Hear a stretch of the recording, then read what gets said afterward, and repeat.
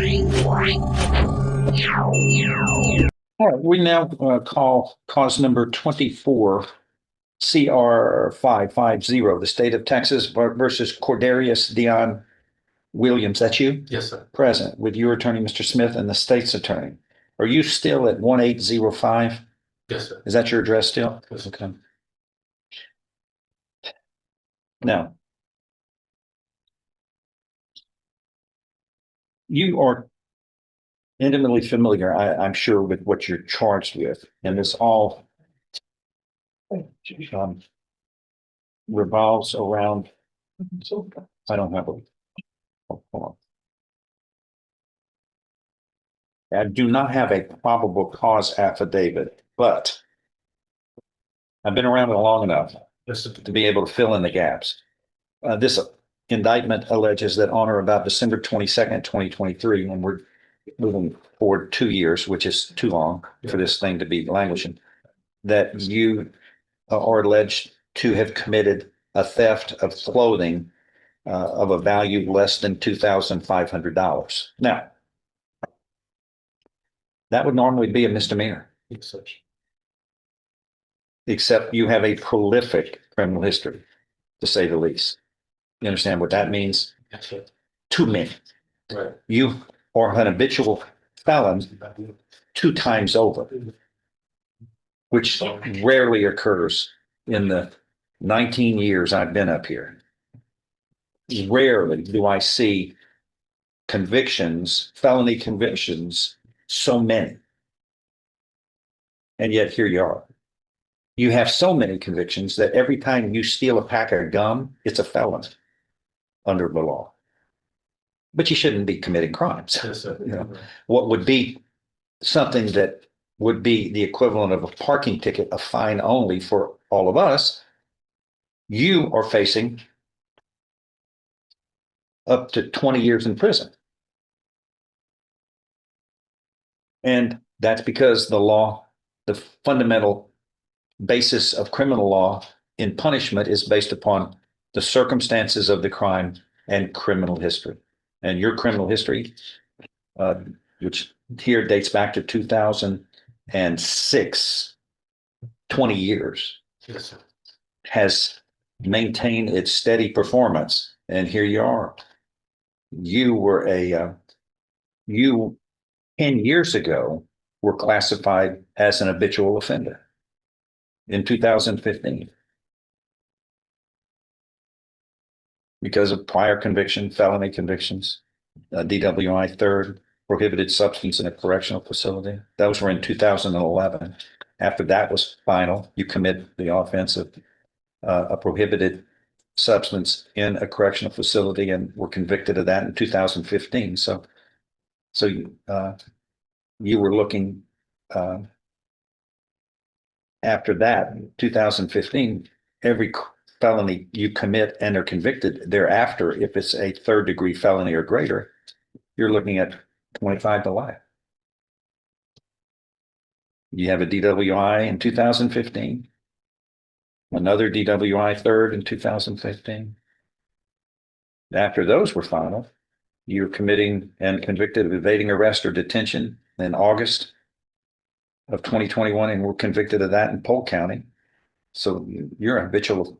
That's the second round of habitual crimes.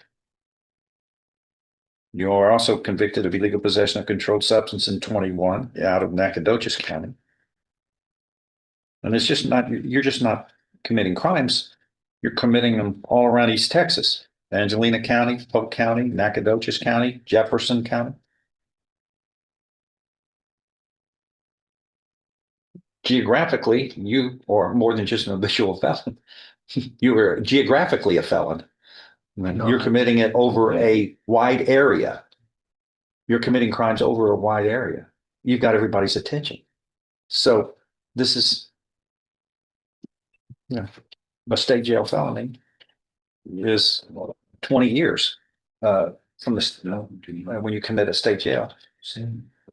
And you were going to commit a state jail felony if you steal a pack of gum because of your criminal history. It's automatically enhanced. So that ought to deter you and make you sensitive about your choices that you make. Oh, all that. I don't want to wear myself out, but you know how serious this is. We seldom get an indictment that's 5 pages.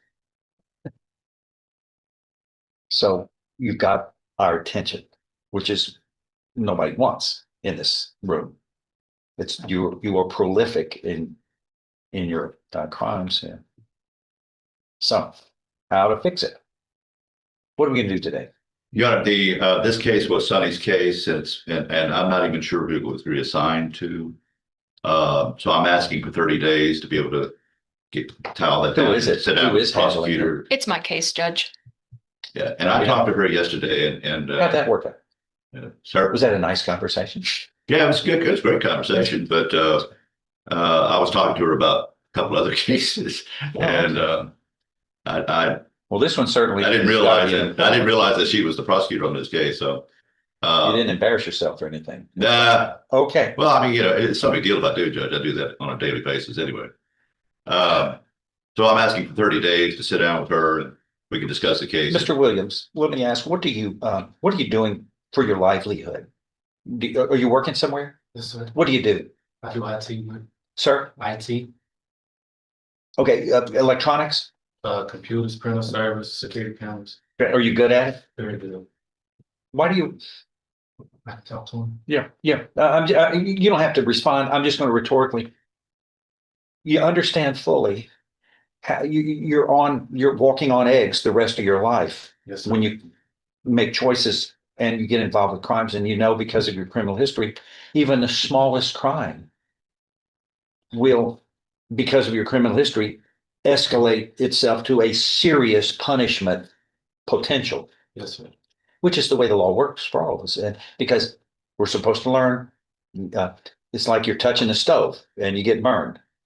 You've done more. Now you are embracing the stove, the hot stove, which is ludicrous. You have so much more to lose than most people by committing even the smallest infraction of criminal law crime. So it costs you more because of your criminal history.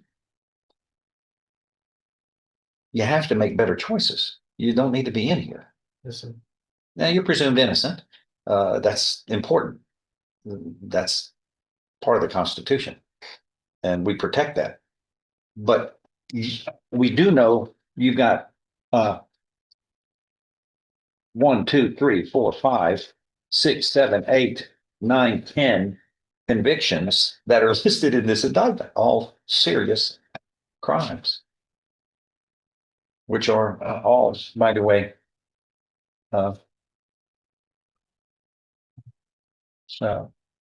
most of those are felonies. And then you've got those 3 misdemeanors out of Angelina County in 2006 and 2007 that go into the formula that and works against you for punishment purposes, along with the other felonies. So you've got a lot to lose because of the criminal histories. Thus, you've got to follow. It's more important, and you need to be more sensitive about making the choices you make, even when it's a minor crime. It's going to sting because of the criminal history. But let me ask you, generally speaking, are you an honest man or a dishonest man? I'll be honest, man. Good for you.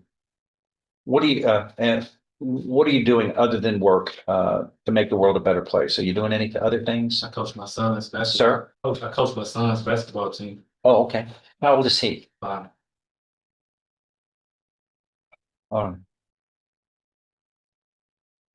You need to be devoted toward selfless behavior, Yes, sir. not committing crimes, helping others. Yes, sir. Seems to work for most people. They seem to be happy there and they stay out of trouble. All right. How much time? 30 days, Joe. You got 5 weeks. Is that good? That's good. All right. We said 5 weeks. Please get a resetting. Thank you.